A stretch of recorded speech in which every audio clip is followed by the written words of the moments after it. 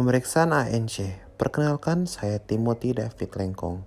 Pertama-tama ucapkanlah salam, kemudian dengan sopan memperkenalkan diri. Dan menanyakan identitas ibu berupa nama, usia, alamat, pekerjaan, dan pendidikan. Kemudian tanyakan keluhan utama.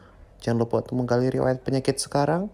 Tanyakan riwayat kehamilan, G berapa, P berapa, dan A berapa. Kemudian tanyakan riwayat perkawinan dan sudah berapa lama menikah, riwayat kontrasepsi, riwayat antenatal care sebelumnya, riwayat kehamilan sekarang, berupa gerakan janin, kenaikan berat badan, dan apakah ada tanda-tanda impartu. Kemudian jangan lupa untuk menanyakan riwayat haid. Hari pertama haid terakhir, riwayat penyakit ibu dan keluarga. Riwayat penyakit keluarga, riwayat berobat, riwayat persalinan, dan apakah pernah mengalami kesulitan dalam persalinan sebelumnya. Lalu tentukan usia kehamilan menurut anamnesis hari pertama haid terakhir dan buat taksirat persalinan menurut rumus Nagel. Setelah itu memeriksa keadaan umum, mengukur berat badan dan tinggi badan dan memeriksa tanda-tanda vital berupa tekanan darah, nadi pernapasan, dan suhu. Lalu jelaskan prosedur pemeriksaan pada ibu. Juga pemeriksaan ini kadang-kadang menimbulkan perasaan khawatir ataupun kurang nyaman, namun tidak membahayakan bayi yang berada di dalam kandungan. Kemudian tanyakan kesediaan ibu untuk diperiksa, juga apakah ibu bersedia. Kita mempersilahkan ibu untuk berbaring telentang, tutup paha dan kaki ibu dengan kain yang telah disediakan sebelum pemeriksaan dilakukan. Jangan lupa untuk memeriksa agar mencuci tangan dengan sabun dan air mengalir dalam 6 langkah cuci tangan menurut WHO. Setelah mencuci tangan memakai handskun, pemeriksa berada di sisi kanan ibu menghadap bagian lateral dan menyiapkan alat bahan. Melakukan Leopold pertama untuk menentukan tinggi fundus uteri dan bagian janin yang berada di fundus uteri.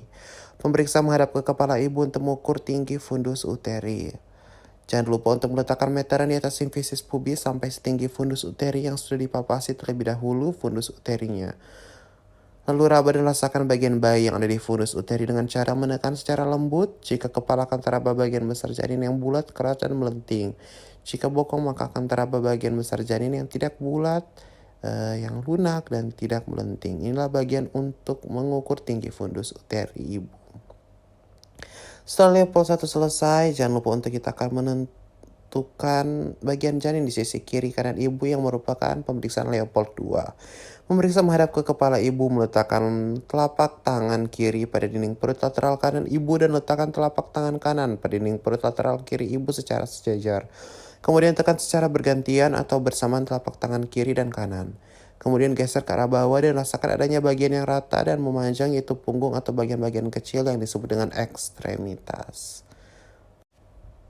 Berikutnya kita akan masuk ke dalam pemeriksaan Leopold yang ketiga.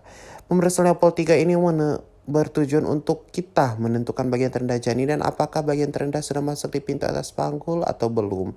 Caranya dengan meletakkan telapak tangan kiri atau kanan pada bagian bawah perut ibu, lalu tekan secara lembut untuk menentukan bagian terbawah bayi. Tentukan bagian terendah sudah masuk pintu atas panggul atau belum. Caranya dengan teknik mengulik, yaitu digoyang apakah sudah terfiksasi atau masih melayang. Berikutnya untuk pemeriksaan Leopold 4, pemeriksa berganti menghadap ke arah kaki pasien untuk menentukan seberapa jauh penurunan terendah janin. Ujung telapak tangan kiri dan kanan pada lateral kiri dan kanan.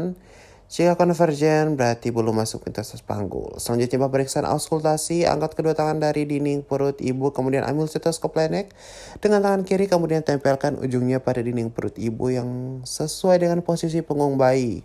Kemudian tempelkan telinga kiri pemeriksa dan dengarkan bunyi denyut jantung janin. Dengarkan dan hitung jantung janin selama 60 detik. Jantung janin normalnya 120-160 kali per menit. Lakukan pemeriksaan tambahan bila diperlukan berupa laboratorium atau USG. Letakkan semua peralatan yang telah digunakan pada tempat semula dan beritahukan bahwa prosedur pemeriksaan telah selesai. Jangan lupa menjelaskan hasil pemeriksaan palpasi dan auskultasi yang meliputi usia kehamilan, letak janin, apakah memanjang, melintang, atau oblik, kemudian posisi janin, punggung kiri atau kanan, superior atau inferior. Serahkan kembali buku kontrol ibu hamil dan ucapkan salam.